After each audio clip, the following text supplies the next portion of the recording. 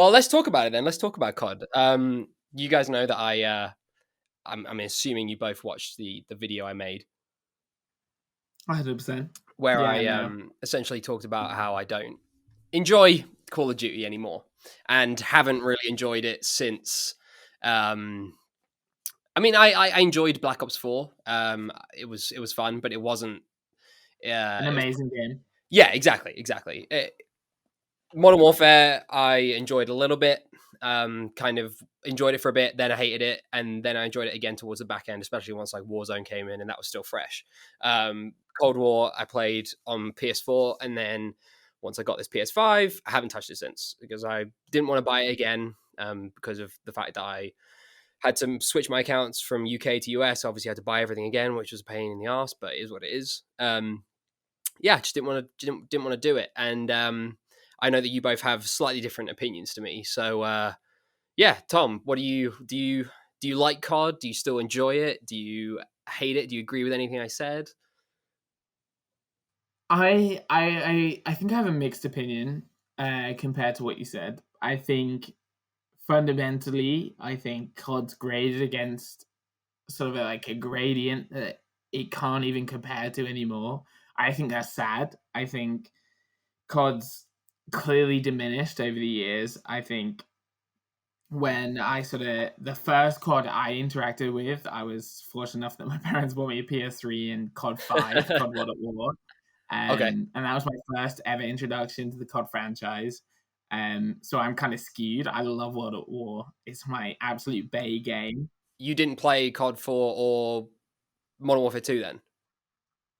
I played COD 4, right? But I think it was in retrospect. So I grew up in Australia, so I grew up playing COD 5 and World at War, and my brother was like, "What is this rare Pokemon?" And I was like, "This is COD. This is COD. This is that like social media influencing game." And I think I've always been interested in World War II history. I think that's maybe why my skew goes towards it, and why I maybe disregard the Modern Warfare franchise in general.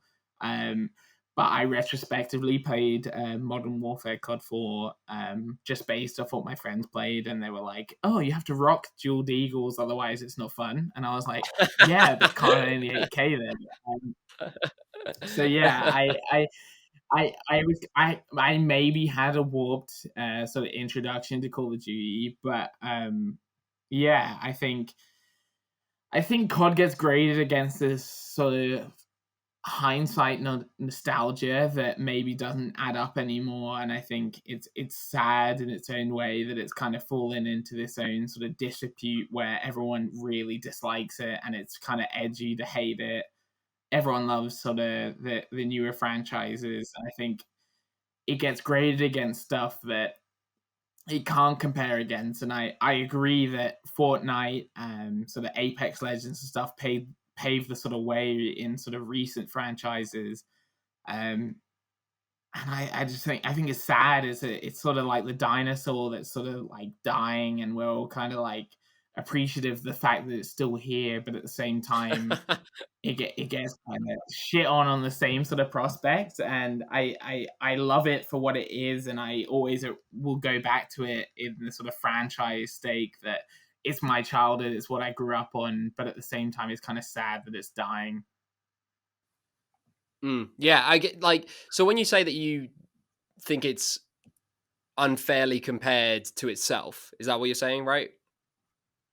Yeah, I think like it was such a breakthrough game, and the fact that Call of Duty Modern Warfare is probably the most, maybe not the most, but it in top 10, 100%, one of the most breakthrough games in terms of what modern gaming is. It was so breakthrough in the sort Absolutely. of custom class system, and the maps were great. Like everyone looks back on it with such a fun nostalgia, and I think that the sort of generation it was targeted at when it was at its peak is now getting to the stage that we're all working now, and I think it it gets graded against itself at its peak, and I think it's just such a brutal comparison from peak to now, and I think there's a lot of issues now, but at the same time, I think it's kind of harshly looked upon.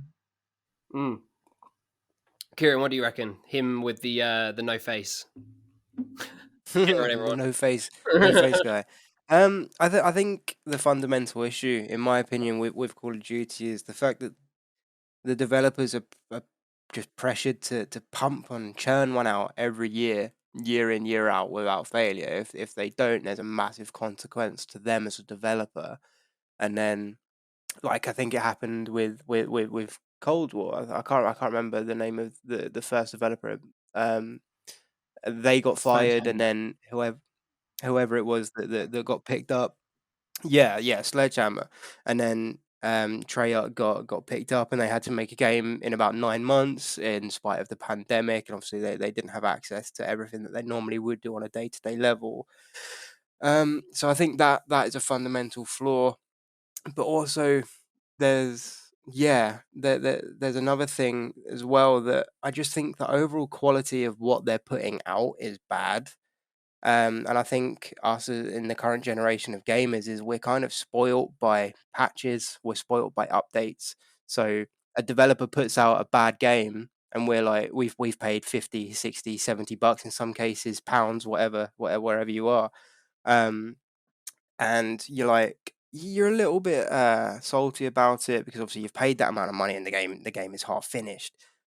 But with the introduction of season passes and what have you, DLC updates, that kind of thing, I think, in my opinion, developers kind of take that into account. They're like, right, we'll get it to this point, and then we'll just fix what needs fixing Yeah, once it's released. And I think that shouldn't be the case, and it's a toxic mindset in a way that, like I say, it's like I'm a spoiled child. It's like I want this to be perfect, but they're a business at the end of the day, and they are out to make money, and I think they know that people are going to buy it, and we're kind of suckered into that. So we're going to buy it regardless whether it's finished or not. yeah, I agree, 100% You know? agree. That like back in the, it's only really recently with I can't remember when they really started like properly patching games. I would say it's probably like early days of PS3, right? Because like I'd probably say I don't remember. So just to interrupt you, I don't remember updates prior to Modern Warfare 3. Maybe even late as Black Ops 3. yeah, I mean they must have been doing something, because obviously like PS3 days you could buy map packs and stuff like that, so you could Mm. add to your game. I can't remember for the life of me when they started patching things and stuff like that. It may have been sort of I think it would have been around there. may have been like background patches that we weren't necessarily aware of. But yeah, I mean, like back in the day, like PS2 games, if you put a game out, that was it. And there's examples of games being put out that people could buy that had game breaking stuff in them that they Yeah, and like. that's still It's there like, to this okay, day. like if that happens, Yeah, like your game's done. Like you it's can't do anything about it's it. like, look at what's happened to Cyberpunk. So obviously this game was in development for the best part of 8 years. I haven't played it, so I'm kind of my viewpoint is kind of skewed from what I've read on the media. Um, and yeah, so what I have seen, it looks no better than a 2005 It's PlayStation 2 that game, like first obviously, person shooter. we're not talking about Cyberpunk, but just on that point, it goes, with what you're saying, in the sense that CD Projekt Red, I love them to pieces, but even with Witcher 3, and now way more worse so with Cyberpunk, they put out something that just wasn't finished because they knew that they could. They're saying, "Oh, we're going to finish this game by the end of this year." It's like video games are for some reason this only thing that people buy knowing that it's not finished nowadays. I don't know why we've kind of gotten to that point, but I guess it comes with the fact that nowadays with like COD and stuff, you can buy a game and then they'll add stuff later on to kind of give you this facade that you're getting more than what you originally paid for, whereas actually what you're getting is what you should have got in the first place. I think it's Fortnite. I think Fortnite set this crazy expectation where there was going to be bi-weekly like patches to the gunplay. There's bi-weekly, yeah, like it was bi-weekly gunplay, bi-weekly. There was adjustments to the map. Like if there was a part of the map that I think no one visited, they started to refresh it, and they Yeah. started to revisit what what the sort of nuance to the game was. And I genuinely believe it hasn't been matched. And I think it's crazy for the fact that these are AAA titles that have sort of overwhelming support to these games. Like, I think fundamentally, to go back to the point that Call of Duty Black Ops is, Cold War hasn't got fundamental issues. It just hasn't got the support that you'd expect for a AAA title. I think if you'd patched a whole bunch of the stuff, like the attack rifles were so overwhelmingly broken at the start, like the AUG and the M16 was what was that? broken. Yeah, I was going to say M16 was just like beaming everyone left, right, and center across the map. Yeah, right? it was disgusting. I think everyone knew it was broken. Mhm. I mean, I'm a bit of Joe a geek running and I it watch every it. single game. Yeah, trust me. I mean, I'm sliding in with a fucking My man with a diamond 72. camo by week 2. Yeah, trust. He's got like attack rifles at this stage, and I'm sliding in with a 74U when it wasn't that bad. And I just think that it's so easy to rely on these guns, and you have to evolve the game and make it some sort of. I think COD relied on the fact that there was a balance, and they've gone away from that, and there's a whole bunch of attachments, and they hide behind the attachments to make it a customizable game. But fundamentally, there's a whole bunch of issues with a whole plethora of the guns that are in the game. Like the Stoner, genuinely speaking, as someone that like has played the game for a stupid amount of hours compared to how good it is, that if you go into a public lobby, if you're not using the Stoner, you're specifically putting yourself at a disadvantage. And I don't think historically that was, I mean, I've played on COD 5 or whatever, and the MP40 and stuff like that was so broken. But at the same time, I don't think you were ever specifically at a disadvantage for using guns that weren't the meta. And I think that the game's driven itself to the point where it's the meta or nothing. Now, here's my with question with that is because I agree with what you're saying. Is that things like the Stoner? Now, the Stoner is that gun, right? The LMG that basically you could put attachments on it to give it almost zero recoil, right? Yeah. Okay. Yeah. So now you're talking about like World at War and how that had the MP40, and Modern Warfare 2 had the dual wielding models that you could just like shoot someone from like 50 yards, reload, shoot someone. Like that gun was so broken. But here's the thing: is I knew about that, and I knew about the MP40 because we just played it, and our friends played it, and they kind of through word of mouth were like, "Oh, use this gun. Like it's the best gun." But now, because of I talked a little bit about in my video about like the influence of streaming and the influence of the internet and everything. It's so constantly in your face. And if you want to be, you can be up to the second informed about what the best thing is to do in said game, that it can be exploited day after day after day after day. And the developers are kind of in this kind of between a rock and a hard place sort of zone, because they fix one thing and then they have to, then the streaming community is like, okay, ignore that now because they've kind of balance that weapon, let's go to this one. And it's kind of just this constant cycle of having to rotate between each single thing that I don't know if like, do you think that COD can really be fixed? Like, what would you do? What would you do right now? If you were in charge of Cold War, what would you do? I mean, feel free to go, Kieran. I mean, I haven't said anything. I mean, I don't know if I can answer that question, but I can definitely. Or Call of Duty in agree general. with It the doesn't point even have to that- be Cold War specifically, because I know that neither of us. So I'm not going to answer that question just yet. I mean, I want to touch on the point that you've just made, because that was a point that I literally was going to bring up. I do think that not necessarily the pro community, but like the whole YouTuber, the streaming, and that kind of thing. It is kind of, I don't want to say killing, but it is kind of killing COD for me. Like, because you see all of these YouTubers, tips and tricks, nade spots. These are where the spawns are. Like, you don't need to play the game to learn it. You can just watch a video and you can see where to go, what gun to use, what guns are overpowered, and like you learn the game just by watching someone else play. Now, don't get me wrong, I enjoy watching YouTube, and I'm an avid YouTube watcher, but I do definitely believe that that's got a lot to say for the downfall of Call of Duty as well.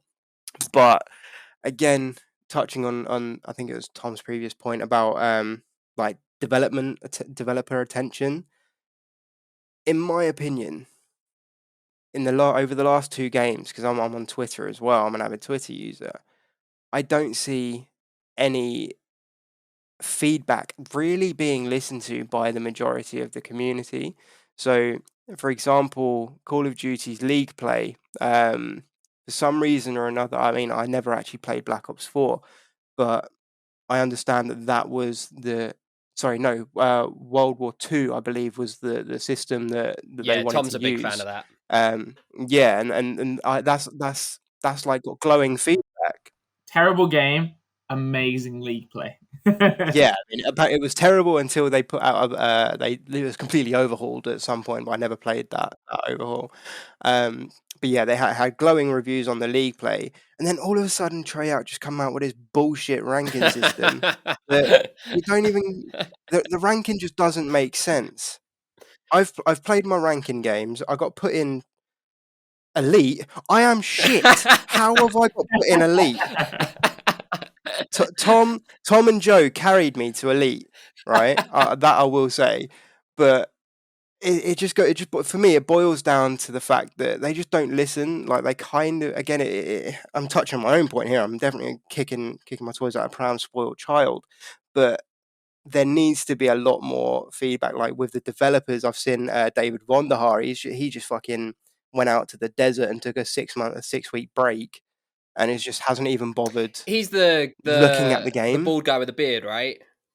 He is indeed. Yeah, I've seen like he's relatively active on Twitter, and like all the things I've seen is him like kind of being snarky with the community. Like, honestly, it is crazy, right? So from someone that's kind of enjoyed the sort of competitive aspect on the back of a lot of Call of Duty, is like I don't even know when the first implementation was of sort of a League play. Personal memory was on Black Ops 2. I think maybe Black Ops 2, maybe Ghosts. I don't know. Yeah. I don't know, but I just know I was watching sort of like, I'm such a like fangirl, and I was watching sort of Optic play on Black Ops 2, and that was the sort of origin of my interest in sort of the competitive aspect of Call of Duty. I just think that it's been such a fundamental downgrade. I mean, I know personally speaking that I follow a lot, as you say, sort of a lot of the Twitch streamers, the Twitter of the pros of Call of Duty currently speaking. And I know that one of them dropped a 4 KD across his, is it 10 placement games? I don't know if it's 5 or 10. Asking the wrong guy. 5 in Cold War. Oh, 5. So we had 10 in Overwatch. I mean, that game was great. Never sold the dream more than Dave saying. Competitive Overwatch is great. You get bored by the fact that you can eventually accrue the levels to play. Yeah, that's dumb. That is dumb. But I know that across the 5 games of competitive Call of Duty and the Cold War, I can't remember which professional Call of Duty player. He dropped a 4 KD, had 3 nuclear gameplays, so 30 plus gun streak. He got placed in the bottom 50% of Call of Duty players, and yeah, it is incredible, right? So I follow Scumpy. I'm a bit of, as I say, Optic fangirl. I'll follow them to the day I die. You got a poster of him in your bedroom? Yeah, trust. I praise the Ginger Ninja every day, but it's insanity to me that you can drop a 4 KD across your 5 placement games, drop 3 nukes, of which I've never done a 30 gun streak, and they get placed in the bottom 50%. And I just think that if you're going to have a competitive gameplay, you have to have a better metric for measurement of someone's gameplay. I know we have a lot of sort of disputed metrics that we judge someone's gameplay. You have KD, you have score per minute. Right, that was going to be my question, is do you know what their algorithms are basing your rank off of? Because I have no idea. it's genuinely insanity from my perspective. I mean, as I say, I've been probably the three of us play the most Cold War. It makes no sense. I've played games where I finished below one of our friends Joe's gameplay, and we've been put in the same ladder, same tier. I've beaten Joe, thank you, and I've beaten Joe in gameplay. I've had better I've score. heard Joe's per minute, just whatever. terrible at COD, to be honest. Like, he's not very good, Yeah, right? I've heard he just baits his teammates. But Heard that. it's just, to me, I think there has to be a quantifiable, and I understand there's some sort of it's hard to place an emphasis, especially in a game where you hope there's a nuance to spawns. So you have to place some sort of value on being intelligent in the fact, especially in the hard point game mode where you have to rotate for spawns. You have to have some sort of metric to quantify you are in the right position at the right time. You're not costing your team. You're rotating to benefit your team on the next objective. And I think personally, for me, I know that they tried to revolutionize spawns of Modern Warfare, and they tried to squad spawn based on where your current teammates are placed. I think they overcomplicated it. I mean, I watch a lot of the CDL, the Call of Duty World League, and it shows there was a lot of objectives where you literally couldn't break the hard point based on the fact that if you had one person sitting in the back, it was impossible to break because you just all spawn there every single time.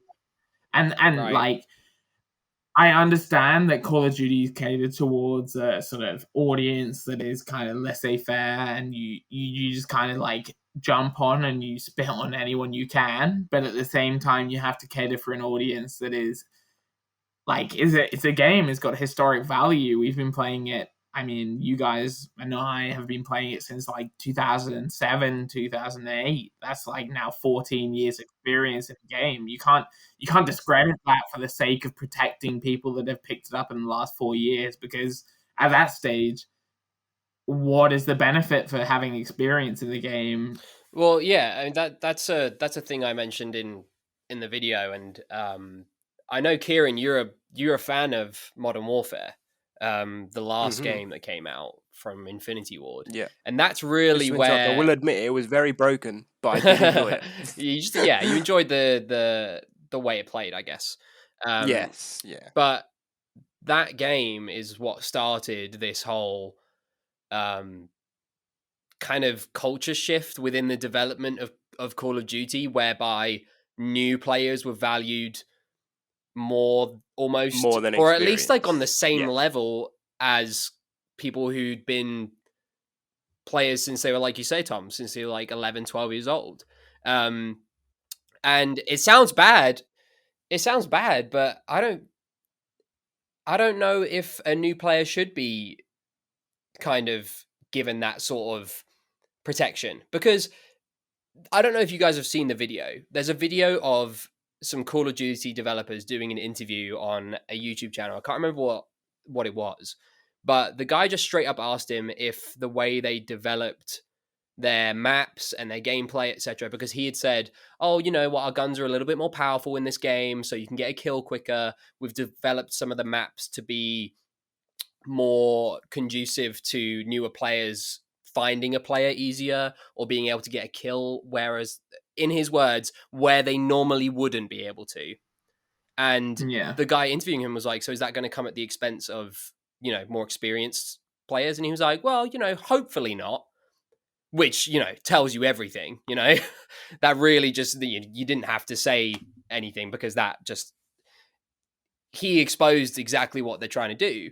And that is honestly probably the main thing that has ruined COD for me, is just the way that you look at, just go back to Black Ops 3. That game is so much different to what COD is now. So much different.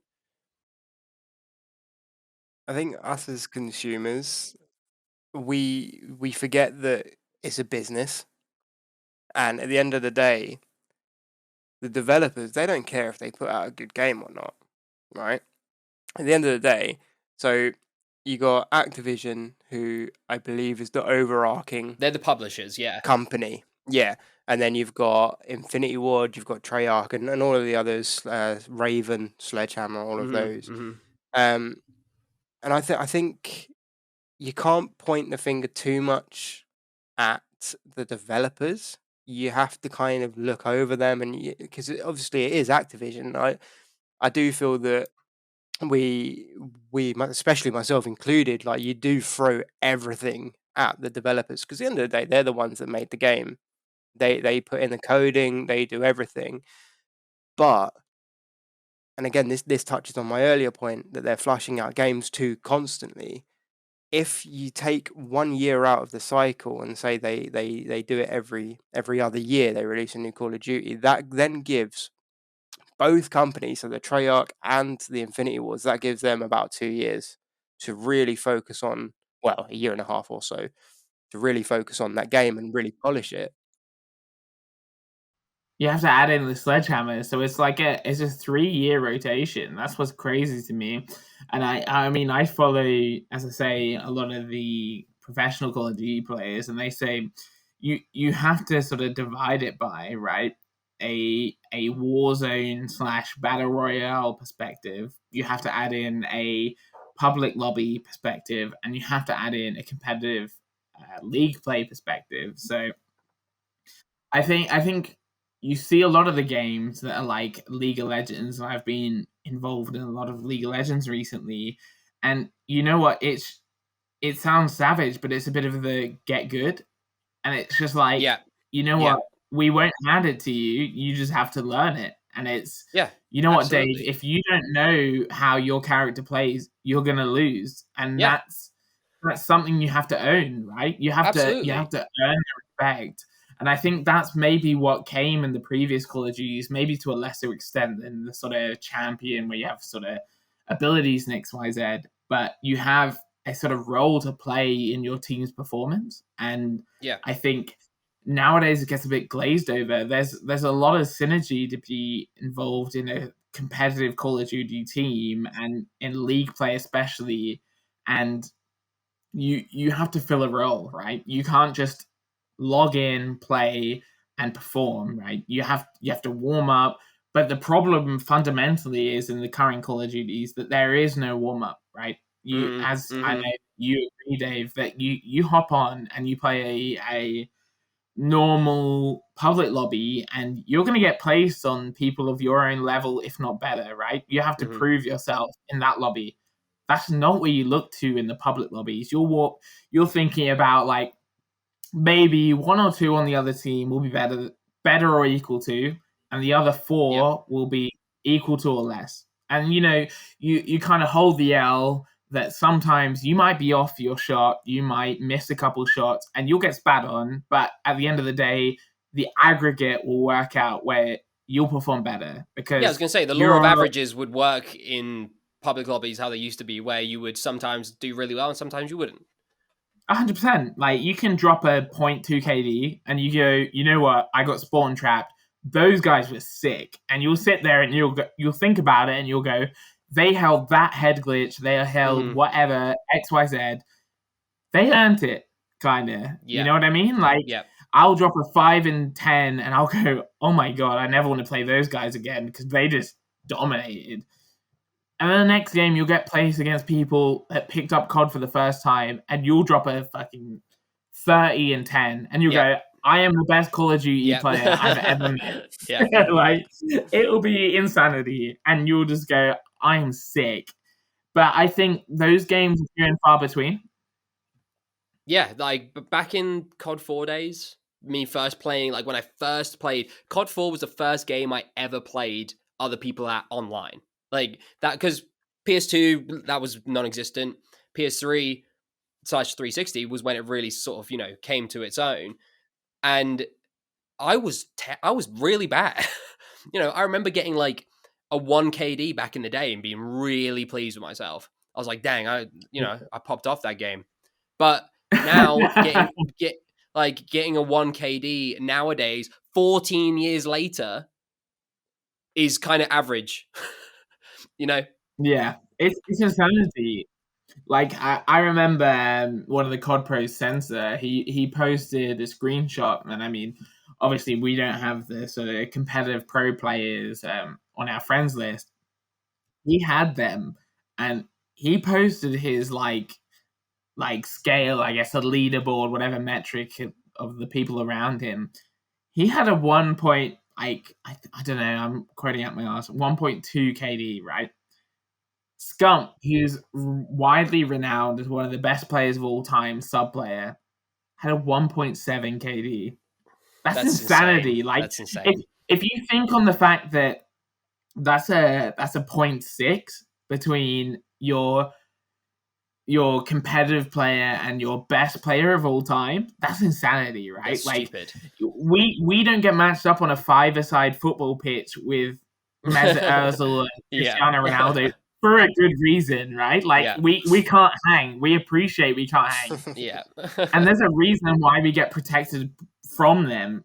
And I just think that nowadays you get so skewed that it gets diluted among it, and it's just the skill-based matchmaking. I think personally on Cold War, the game is fundamentally not bad, but the skill-based matchmaking is so stringent. You're playing within like a 0.1 of your KD every time.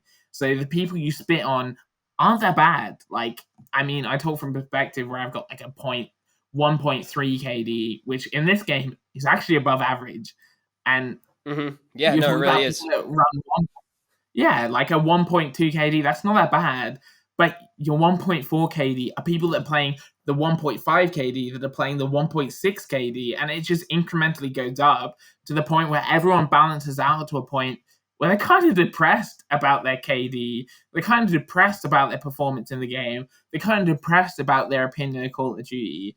And I know that Dave and we have different opinions about the Call of Duty maps, but I think fundamentally it's about nostalgia and the fact that I'm never going to enjoy a map where I get double negative. That's just depressing. Yeah, no, I definitely acknowledge that that's probably part and parcel of the reason why I don't enjoy the maps on COD. But I also do think it, Cold War to a less extent, it's still definitely prominent, but Modern Warfare, good God. Like the amount of windows and doors, and for me, it's just like, for me, it's mainly due to just the overall kind of structure of the map, where I know you think that there's some decent 3-lane maps in Cold War. I think there's a couple, but if you go back just like 3-4 CODs, I think it's undeniable that there used to be a much more kind of, I don't know, heavier weighting. Exactly, like exactly. Like back in the day, you look at most maps, even if you're just walking around them, like in the game, it's very kind of obvious where the middle lane is, where the left lane is, where the right lane is, or top or bottom or whatever. In Cold War, you do have that to some extent, but it's far less because they've built it in such a way where new players who will just be, walking around the map or whatever, can just stumble upon someone. It was very hard to just stumble upon people back in the day. So I don't know if you know, but allegedly, do you know Syndicate, the zombie player? No. Oh, okay, yes, I do. Yes, I do. So Syndicate was brought in as a consultant on the Modern Warfare maps, and he said that for zombies or a for lot multiplayer? Of Windows multiplayer. So he was brought in as a broad consultant on the basis of the construction of the general game and the sort of maps, right? And he got brought in, and he gave his opinion that there was far too many windows, and he was like, "You're gonna get a map. You're gonna get all your maps / game that is just stagnated. There's no one's gonna risk running down any sort of corridor because there's far too many angles where you or I, me, Kieran, Dave could sit there and just sit in a window and happily go at 1.5 KD because there's no incentive to running down the lane because it's your volition to run down the. Yeah, 100%. Thank you, Anna. You don't need. I don't think that issue has been solved in Cold War though. So to counter argument, there was a lot of areas, there was a lot of windows, to quote Blame Truth, shout out to the old YouTube. There's a lot of safe spaces, right? A lot of places where people could sit, they could camp, windows, whatever, doorways. But there was also a lot of cover for you to sit behind. It wasn't like, save for a couple maps. So I think a couple that spring to mind. I say a couple that spring to mind. I can't remember the bloody name of it. Grasna Raid. So you had that massive field that was pretty open, but you had the trench, which was a little bit difficult. But you had the two windows obviously overlooking it on the right side. That was obviously a long. You could sit in there with a sniper. That's fair. Piccadilly, you had the shoe shop window where you could pretty much see the entirety of the map, but you did have cover. So if you were smart enough and you were strategic enough, you could position yourself where you could beam that guy off the heady. So I think that's an element that a lot of people overlook. But in Cold War, I don't think that they've fixed the fundamental issue of. I say they haven't fixed the issue. I don't think there was an issue there, really, in my opinion. I think they've made an issue worse. They've got these sight lines, but they've taken out the cover. Sound has been an awful factor over the last 2 games. Really, like, do you remember in it might have been just after the beta, like when the game very first released, that you could hear the enemy team character call outs that you had Yeah, no control yeah. over. So you could hear the other team saying, calling in UAV or whatever. Enemy spotted, I believe it was. Yeah, no, it got called in if your opponent, if you got spotted by an enemy. So Yeah. you saw an enemy. So if I saw Dave and I saw him in a non-advantage position where I could execute the kill on him, I would scream "enemy spotted" really loudly. And everyone around that area Like would how just go, you know all soldiers do. It's actually, yeah, no, I know, right? Like the Navy SEALs get trained in their call outs of screaming, I see someone that's the enemy. Like it's absolute insanity, right? And I think that's a fundamental issue with Do the you think? game where you Sorry, go on, Tom. No, you're good. I was just about to say, do you think more like not enough interest from or attention is being put in from the developers, that they're more focused on upcoming content to keep the game alive? So developing these new maps and developing all of this stuff that you can buy in microtransactions, skins, tracer packs, characters, operators, I believe they're now called, weapons. Obviously, it's not pay to win anymore. It's all cosmetic. Do you think that they need to put less attention into that and more attention into actual multiplayer? I mean, I know that Dave's mentioned before that there's some sort of metric where if you buy skins from the store / gun variants, you get placed in easier lobbies per se. Yeah. And I think that's fundamentally a massive issue. Like, in That's no way, pay to win in a sense. yeah, I mean, 100%. Like, I think personally, how I'd quantify Call of Duty performances and enjoyment is based on the fact of how you perform. Like, if I'm sitting with a 5 KD, obviously I'm going to come back to the game and just enjoy bullying the performance of people that aren't better than me.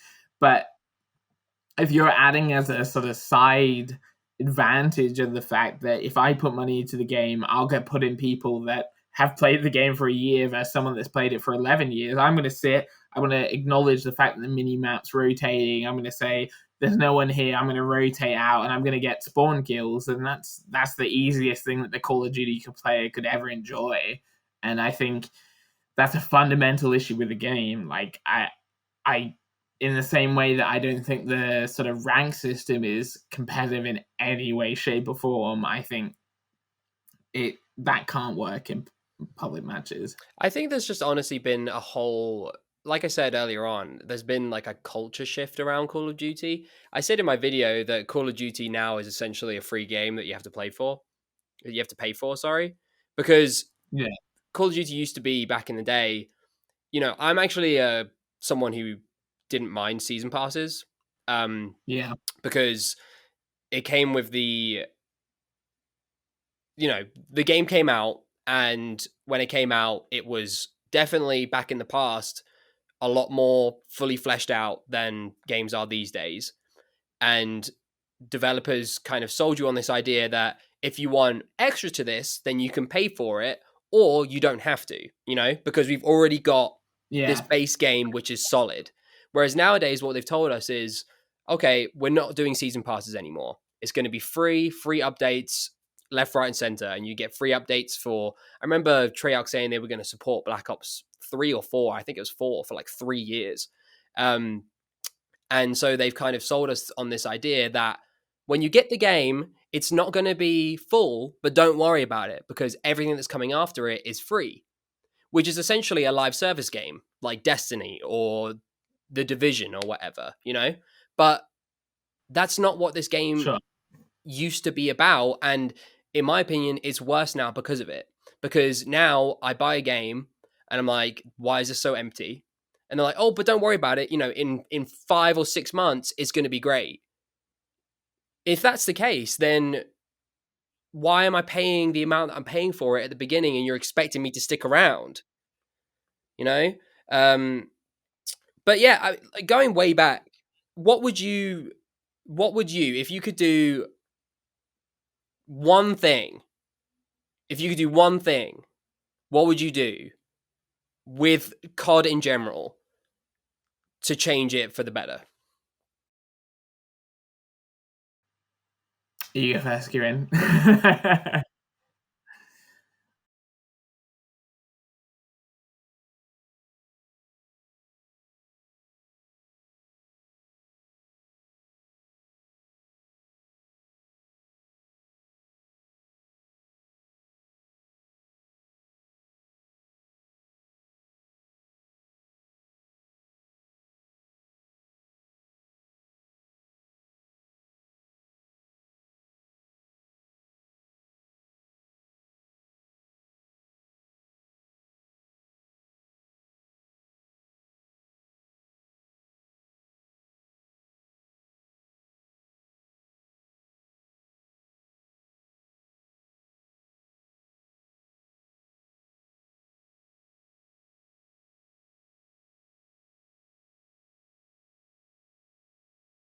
So would you fix that with more QA? So having people in before the game's even released to test it and say what they think is broken and this, that, and the other? Or would you fix that with making people work harder, essentially? Because Epic is very famous with Fortnite for working their staff incredibly hard.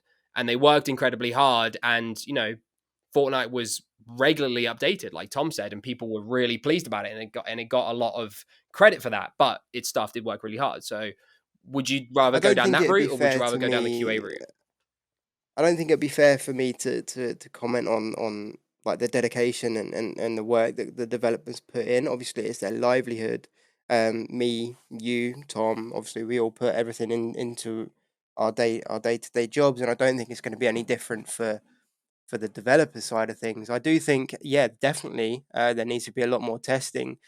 Following on from that, actually, I was reading on Twitter today that they have released a cosmetic skin in the marketplace, and if you purchase that skin, it also comes with a glitch, free of charge, that it makes you invisible. Oh my god! How can Now, you not test that? How do they know? that's How can that exactly get through? exactly. And not only that, as well, there was another issue where if you purchase a certain cosmetic pack for a certain specific gun, I can't remember the gun, but if you aim down sight, your iron sights would not be central to your screen, so you would not be aiming straight. That's hilarious. All of this, you can, whoever's watching, Dave, all of your viewers, look it up on Twitter, and I promise you will find it. It's absolutely crazy.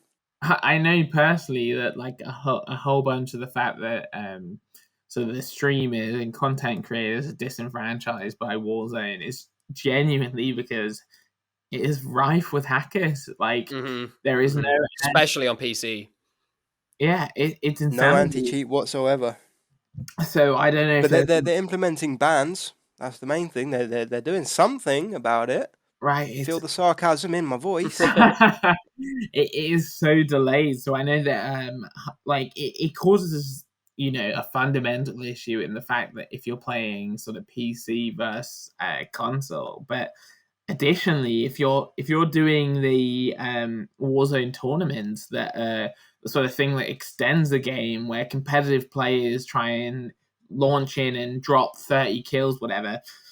There is an issue between content creators where they say, I'm not going to play on PC because I'm not putting in a lobby where someone's got wall hacks, because now we play on your host, Dave, and you're going to drop 10 kills, but I'm going to get hunted by wall hackers because you're on PC, but I'm on PS, I'm going to drop 20 kills every time. And yeah, I just think that it's really disappointing that the support on a AAA title is so underwhelming as it is.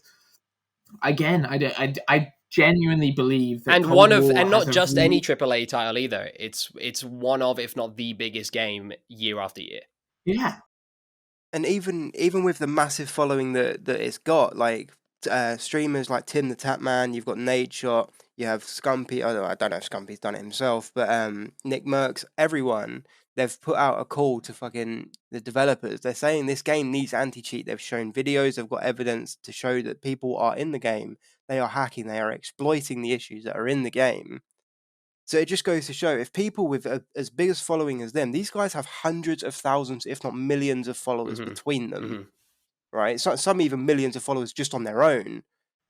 Yeah. It just goes to show that they just don't, it's either they don't listen, they don't care, or they don't have the manpower to do it. How hard is it to put an anti-cheat software on a game? Again, massively underselling it, but how hard is it, do you think? Yeah, I know that a lot of the issues that came with this Call of Duty was the fact skill-based matchmaking was fundamentally clearly, and I mean clearly, from the beta that we played when we were playing Modern Warfare.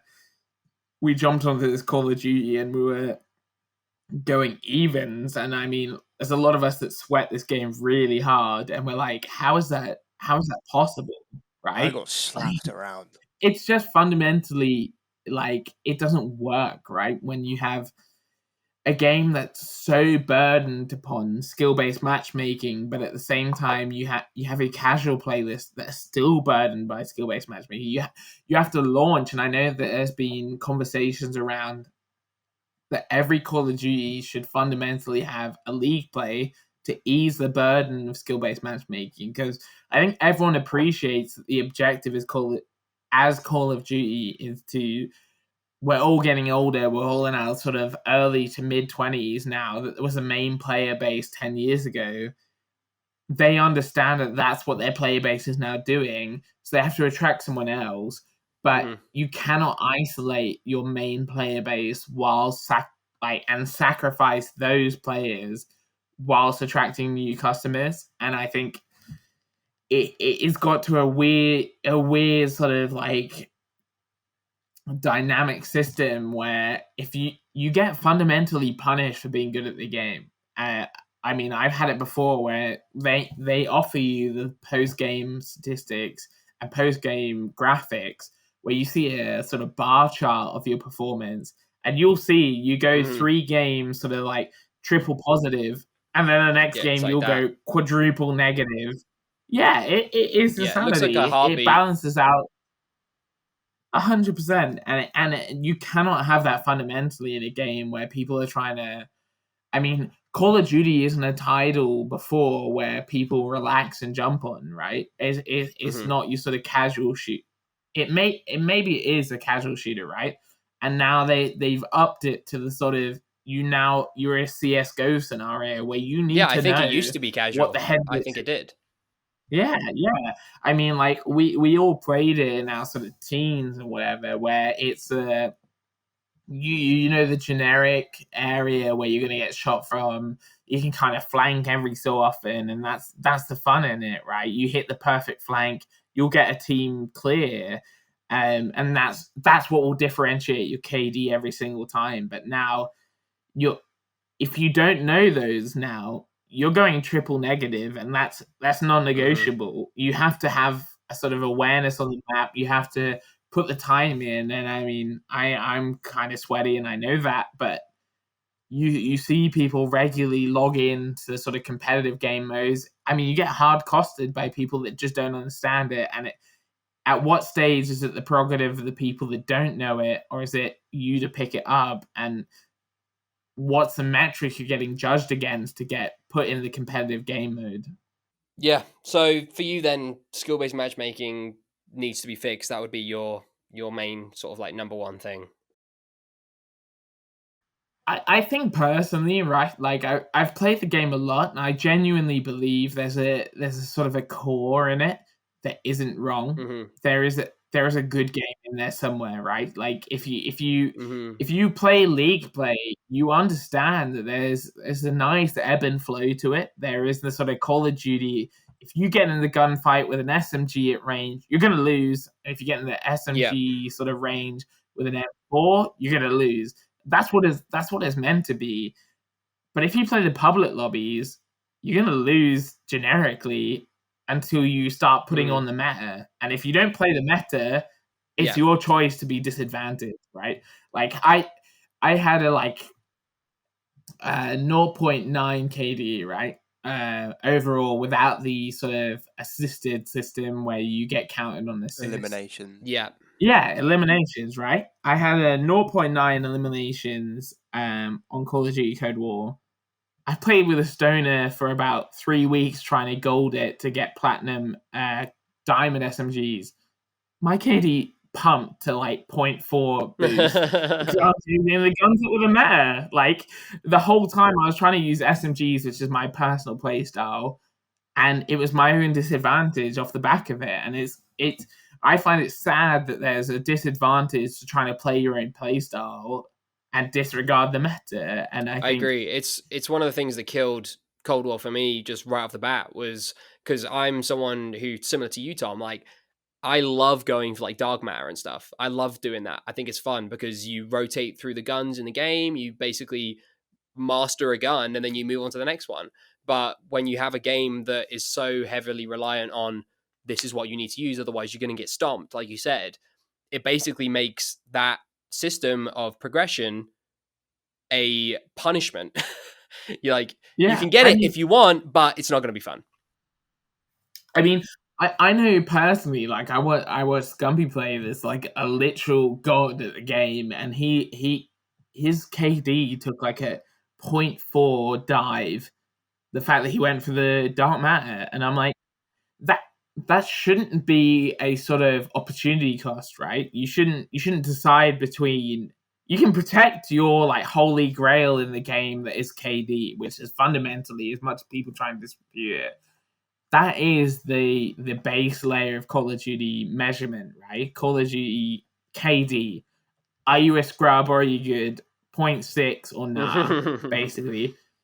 He dived massively. He wasn't double positive. He is one of the best players of all time. Like, he should comfortably be in the 3-4 KD. There's no negotiating on that. And I think it's sad the fact that you should have to try and like Dave, you're criticizing me about my KD, but I was going for dark matter. Like that's one of the objectives of the game. Like it shouldn't be a either or. It should be but I had the dirtiest gameplay the other day using the pistols. It was really fun. Like I think the fact that it's so skewed towards competitive in the public lobbies is really sad because those were the lobbies where you could run the dumbest classes of all time. You could run the Riot Shield, shout out Andy, and then run a throwing knife, right? That's where you experiment because it has no consequence. But at the same time, if you're getting graded off everything you do in a public lobby, it just gets really sad, and then you end up falling down, and then you feel like, oh, I'm terrible at the game. Like you go on a loss streak because you're getting put against people that are running the meta, and as soon as you optionally choose to be running anything other than an LMG or a sniper, which is really broken in Cold War, that's your choice. You get to dive your KD. Yeah. Even the leaderboards, I think they've got them wrong in Cold War. Like, I mean, I do agree that its base it is a good game. Like the movement, I really enjoyed the movement in Cold War. I thought it was very good, very very quick. The gun balancing, teething issues, but like say for example, because I remember playing ranked with you and Joe, and there was a scenario where it was close quarters. I had an AR, and the other guy had a sub. He had the 74U. I got first shots. He killed me because he had the sub. Fair enough. I will concede that. But so that I do actually enjoy it. Although I died, I do respect that. It's not like you've deleted the game. No, I mean who the fuck would do that? I mean, It's fine. moving swiftly on. So in terms of the leaderboards, I'm very much an objective player. I'm not a slayer. Because there's no point in me being a slayer because I usually go negative. But if we're on domination, I'll try my best to capture the flags. I'll try my best to hold them.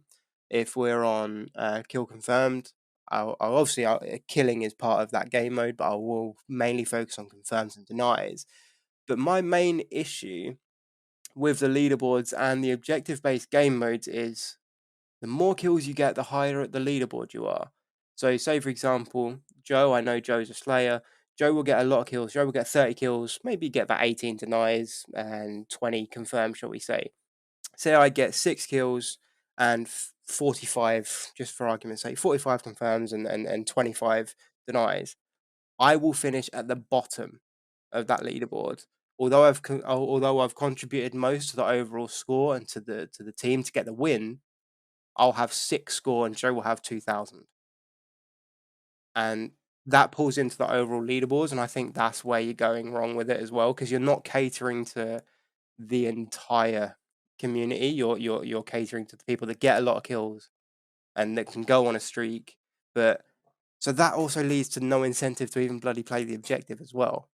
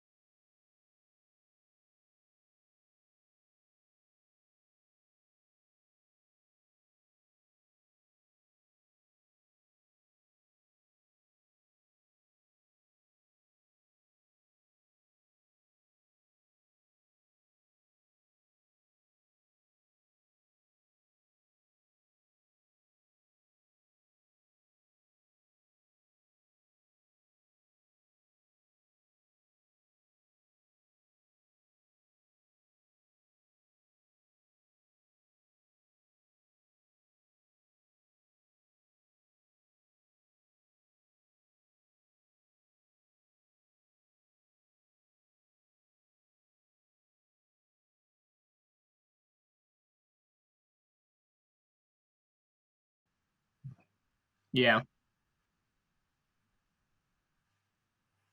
Yeah.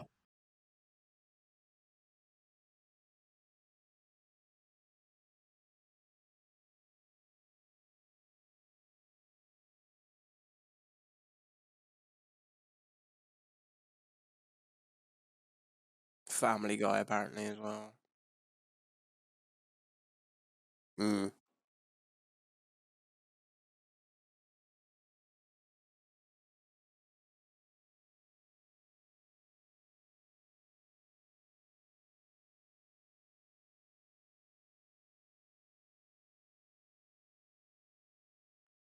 That must limit them to an old engine as well.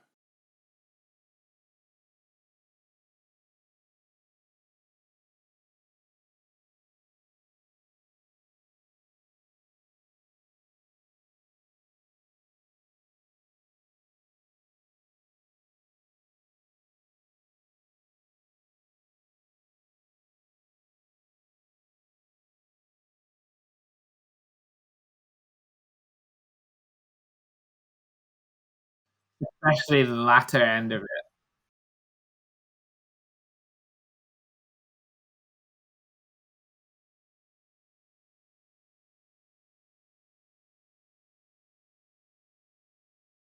Yeah. Yeah.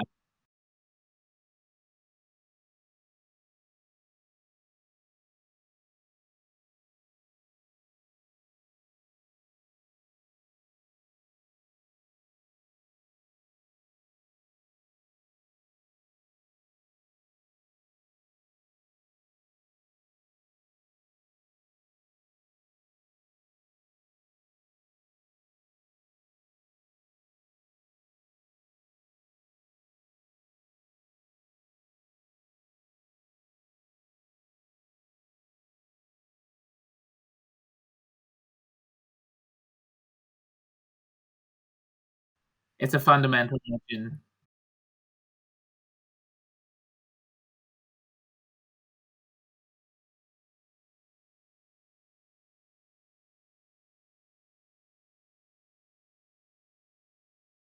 Yeah.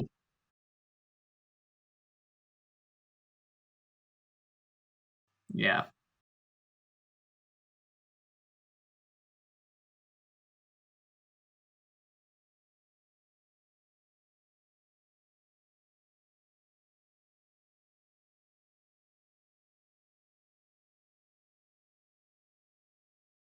I I think personally from like I've been fortunate enough that some of my uni mates are trying to go back and play Warzone. And I'm like, I've played a lot of Cold War, and I'm just looking at it from sort of an objective perspective. Even I'm just sat there and I'm like, I'm trying to play Warzone where you feel like you slide for like 30 minutes. Honestly, you try and sprint and slide, and it's so gross. The mechanics are so different.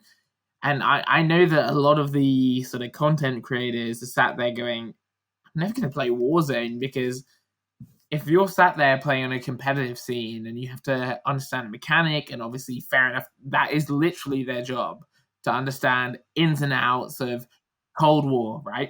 You need to know how each slide, where you're going to end up, whatever, where you're pulling up on every ADS. Why would you ever play Warzone? Because that is on an old system based around Modern Warfare. And we sit there every time I've played it. I've played it with Joe, played it with people there, and I'm just like, oh, it feels weird. It feels like the grossest thing you've ever seen. It literally feels like the oldest system you ever played. It's like going back from PS4 to PS3, PS3 to PS2. It's like, oh, this is such an old system. I can feel how grossly non-ergonomic, non-aesthetic it is. It's just like, oh, gross. And he fell off a cliff and died. And like you just sat there and you're going, how do you make this a system that applies across gen? Maybe not even across gen, across like edition, right? Like this has to attract people on every single iteration of the Call of Duty franchise you roll out. If you're determined to roll out a new Call of Duty every single year, you have to have some sort of USP that draw people in, and you have to have something that's dividing them across Fortnite, across the Apex Legends, across the Rust or whatever the people are playing. And I just genuinely believe, and I know that skill-based matchmaking is based in those. And I think it's just a really naive simplification across data that, oh, if you get 6 kills, you now have to be placed across everyone that gets 6 kills. And that's not how fun works, right? Like, inherently, you I need think it's very Tom's the fun important police. for- Gonna have to go into I Treyarch. know. Listen, guys, this is what fun is. Okay? Hold up. But it's naive, right? That you can ever say that everyone matched on the same level is going to have fun. It's not. The people on the bottom end of the scale are not going to have fun at all and never going to return to the game. And the people that are spitting on everyone that's punching down is going to have the best time because getting matched against people that aren't your level, really.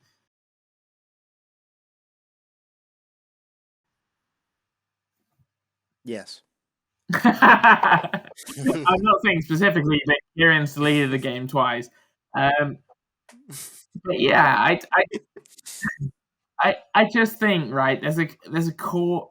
Call of Duty has a core, right? And I think they haven't necessarily changed it that much, but the sort of like ethereal landscape of game making has changed to the extent that you've had Fortnite, you've had Apex Legends, you've had all these sort of games that have kind of changed the landscape, and you're comparing against an old metric, really, that's like fun, Call of Duty fun. How do you define that? Like, is it against the sort of going quadruple positive? Because if so, skill-based matchmaking is going to shit on that. If so, the maps are going to shit on that. The kill streaks are going to shit on that, and everything's built towards like this weird metric, and everyone's marking against their own homework. And I feel personally that this Call of Duty gets an unnecessary rap because if Modern Warfare 2 was launched right now, I personally think it would get absolutely slated. The one man army noob tube. Oh my god, that's one of the most broken things. Without a doubt. 100%, yeah.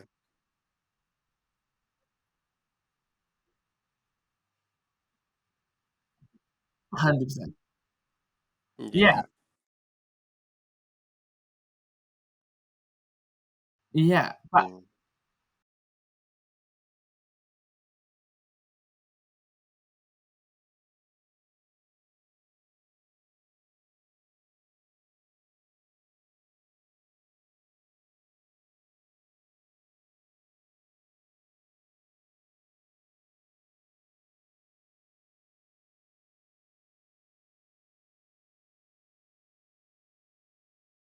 and that's what I mean. Like, I think that's the sort of like sort of underlying objective, right? Is that you have to succeed, right? You can't go quadruple negative and be happy, and you're never going to enjoy a map that's you go quadruple negative on every single time. So you now have to be in this sort of iteration where you either thrive or you just drop the game, right? So you see people that if one man army was running about today, everyone would be like, "This is the worst game of all time. We're never gonna play this shit ever again. It's done. That's what we can go to Fortnite, we can go to Apex, whatever. We can find our fix elsewhere." And I think the landscape was so much more sort of like an oligopoly in the fact that it was like maybe Battlefield and COD. I don't even know what other shooters were out. Like, yeah, they had like Battlefield, Bad Company. Yeah. yeah, and I mean, like, once you're like your shortage is on the end of the consumer, and in that stage you're now like you're their victim. Like, they can produce whatever the hell they want, and you're going to consume it because there's only so much you can enjoy. I think that's just a fundamental issue, right? And I think nostalgia, wherein you're not in a skill-based matchmaking world where you can just drop like 5 kills Predator missile, 7 kills Harrier, whatever, nuke. Oh, there we go, map done, and that was the sickest thing you could ever do. That couldn't run today. Like, everyone would dump on that, and it would be dead within 5 days of the launch. Yeah, and I think you're right, and I think the balance they need to strike, and I think that a lot of games, especially multiplayer games, single player to an extent, but really not as much. The balance they need to strike these days is keeping themselves unique in terms of gameplay and in terms of, like, you know, the USPs of each individual selling point at each individual game, but also not copying the others too much. And I think that they've gone too far with that, in not necessarily with gameplay, but with skill-based matchmaking and with battle passes and with, you know, just an absolute dump of store content and stuff each and every time. They're just not learning from their mistakes. Yeah, That's and the thing. it's you know, like you said, Kieran, it fundamentally comes down to money, and video games are now more popular than ever. They're more popular than they've ever been. Video games aren't, you know, what losers do anymore. Video games are what the popular kids at school do these days. You know, even, you know, I'm 25 years old, not exactly old, but when I was in year 7 and 8, it was, I like, playing video games wasn't cool, you know, but it Shut up, you nerd. exactly, but it really was, like, it was a nerdy thing to do. These days, every kid plays video games. Every single kid. They play, Yeah, whether they everyone's play got it a on their Switch. phones, whether, like you say, whether they play it on the Switch, all of them. It's the cool thing to do. And because of that, it's attracted a huge amount of money, and the money's kind of killing a lot of these games, in my opinion. But anyway, we've discussed for over an hour now what we think about COD. So I feel like it'd be a good time to wrap things up, and we've given our opinions and some ideas as to where we think it might go, but who knows where the next one's going. Apparently the next one's going to be Back to World War II. I've heard, Back to World War II. So yeah, so like you said, Tom, I love World War II. They better put Nazis in it this time. I'll lose my mind. I know they won't, but the fact that they took Nazis out of World War II, we won't get into it, but God, it annoys me. But yeah, anyway, I appreciate you guys' time. Thanks for chatting with me. It was fun. No worries. Thanks for having us. Yeah, dude, it was good Then fun. it is. Have a wonderful rest of your evening. Thank you. You too, I'm when I'm drunk. going to bed. Fun time. Yeah, me too. You going to Actually, I'm gonna have another. you going to drink. bed? You said. No, I'm gonna have another drink. All right, enjoy. Well, I'm gonna go get some Yeah. food at Cracker Barrel, I think, which is the single most southern restaurant in existence. America. Yeah, it's great. America. Yeah, they almost got cancelled. yeah. They almost got cancelled last year, so I'm glad they didn't. So I can go get my pancakes. Haven't we all? Yeah, right. On that note, goodbye, everyone. Thanks for watching. If you made it this far, Yeah. I doubt most of you did. Cheers, but guys. anyway, cheers.